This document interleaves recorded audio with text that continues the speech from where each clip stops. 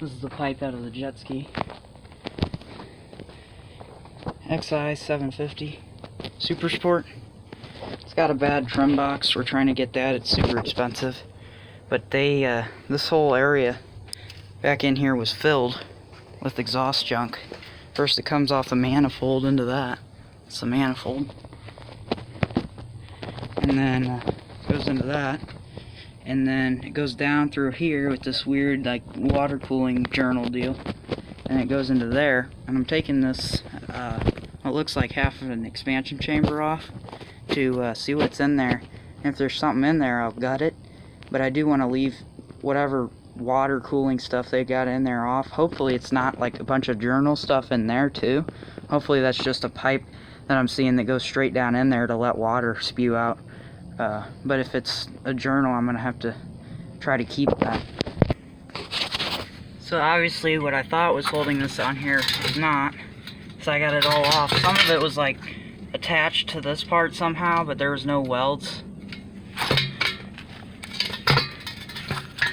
But I got it all loose, and it's separate from, it's two pieces right here, but something's connected back in here.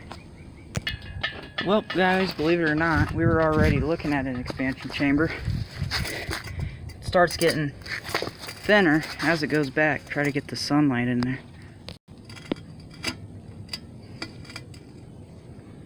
So you can see it starts getting thinner as it goes back. And I was too stupid to notice that it starts doing that outside of it, actually. You can kind of see where it starts getting fatter. It's just, they covered it up with this weird water cooling thing, and it fooled me into thinking that it was just a normal muffler. So at least I know, and I'm just gonna go ahead and clean it out now. It's got a bunch of oil and stuff in it. So yeah, it's just a little bit of welding wire that I have to use to put it back together. But no big deal. Alrighty there, you can see the huge difference now that it's all smoothened out. It actually doesn't look that bad because of all that two-stroke oil that was built up in there. This towel was brand new. And the good news is that I didn't cut that open for no reason. I didn't know it was going to be for a reason. But basically, this thing goes from this thinner part goes onto the silver outside of the, I don't know, water collar. I don't know what you want to call it. And it's kind of hard to notice. But right here, you can see like the welds stopped. But that is actually where the water comes through, around there. And then it goes through this thing.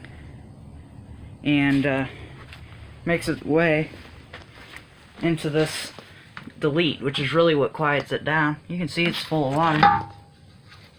It's because it all didn't make it out from a while ago. It was frozen water when I took it out at first. So that's what clarifies that that is indeed full of water, where the water goes through. So basically what I'm going to do is I'm going to drill holes. It's hard to tell. Yeah, I'm going to drill one on the bottom because they had one little small one down here. And then the majority of them are going to be up here. But I've got to drill a bunch of them just to match the amount of crack that they have here to let the water through. But the actual expansion chamber is a lot smaller than this. And that's how it gets through that rubber fitting.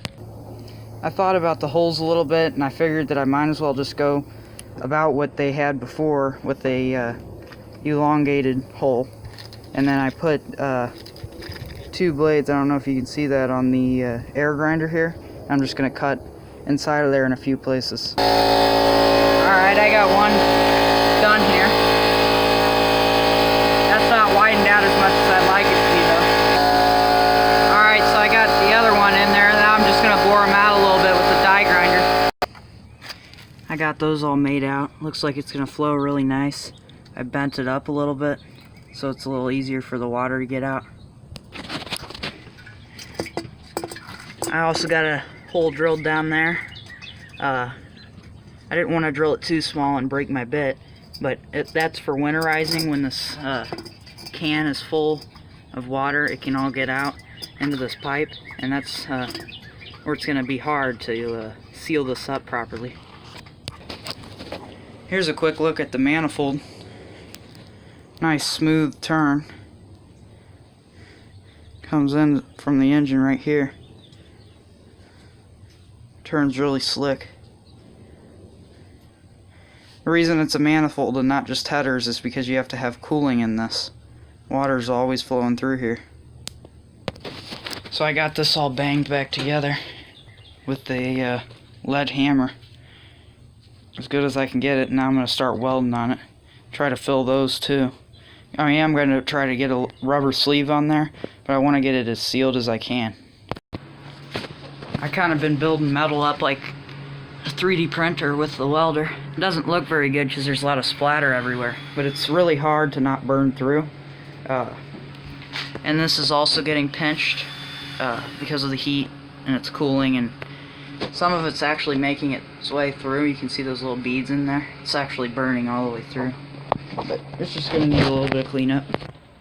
Alrighty, so it's getting dark now. We got the motor out, and we're gonna not rebuild it, but just do probably some new reeds. They're looking a little worn down. The wrist pin for the pistons, especially this cylinder, because the oil line broke off of the carburetor or intake manifold, but the wrist pin is very worn down. I'm trying to find it here. Here it is. It's worn down about 3/1000ths from the outside, new outside area to the middle, and when I put this bearing in here, stick it on the connecting rod.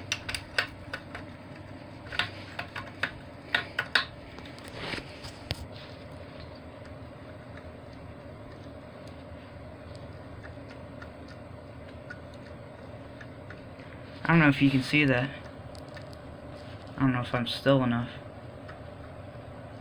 You can see it moving right there, away from the engine. The connecting rod is swaying a little bit, and this is mainly swaying. But I don't like any slack. It's also got some slack this way. It's not really good to have any, because once you start getting slack, it starts getting out of control and hammering and stuff. You want it to be intact or in contact all the time, the metal, and smooth, because these two strokes are not oiled. That's why they're roller bearings and ball bearings instead of just like a normal 4-stroke engine with just the flat metal rubbing with each other, because you've got that constant lubrication oil pump. But we're basically going to take the oil pump off of the engine. Where's that?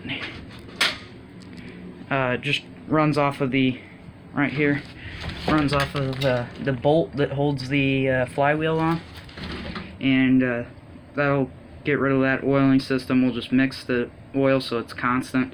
It is a dual carb. They're kind of massive,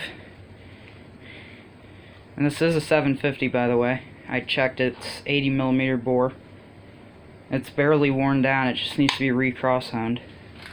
But it is the twin carb, and there's not much that you can really do to these. I'm kind of surprised at how much they've got this thing already opened up. I mean, look at how thin that cylinder wall is. And that goes down like 2-3 inches. That they've got max porting in this thing for those Schmirler ports to get the fuel and air up in there. And the exhaust ports are almost half the size of the piston. I guess they don't want back pressure. Less back pressure keeps it more cool.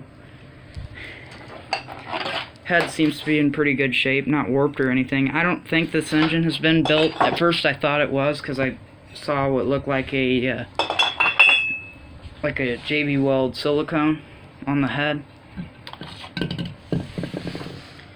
But what I didn't see is it's actually on a metal gasket. So that is probably factory. But anyway, I got this finished.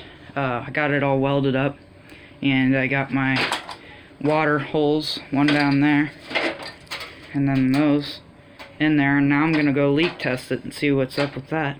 And then after that, if I think it's good, I'm gonna weld that back on there. And then soon, probably this weekend, I'll go to the store if it's nice outside, and get some of the smallest exhaust tubing they have and start doing a bunch of grinding and welding. It's a little bit harder. You gotta burn it a lot hotter. You can see all the splatter. That's because I'm burning it really, really hot. As you can see, my shoes are destroyed. But that it will burn through a lot, but you can just kind of build it back up. As long as it penetrates, I don't really care. If it doesn't penetrate, then you got a bunch of bubbles and it starts leaking water, and we don't want that. I'm actually pretty surprised with the way this turned out. I mean, sure, you've got 1,000 leaks still, like I always do, because I keep burning through and having to start over. But most of it, about 70% of it, is dry. But then, and when I mean dry, I mean like an area with more than 1/4 inch of no holes. But I am going to figure out a way to get this rubber boot to work, which hopefully we'll go over there still.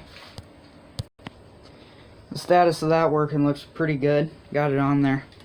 Can't put it on there with the clamp on there at the same time. Have to put the clamp on it first.